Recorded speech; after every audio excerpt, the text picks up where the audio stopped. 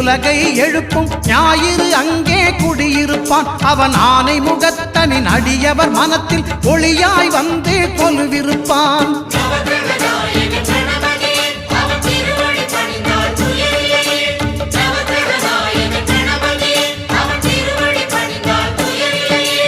ஒன்பது கோளும் ஒன்றாய் காண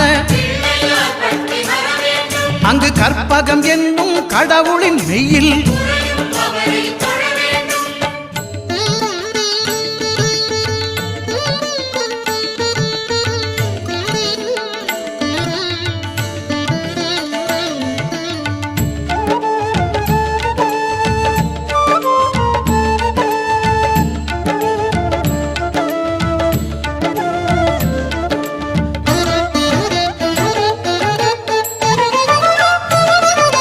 திங்கள் பகவான் திருமுகம் காண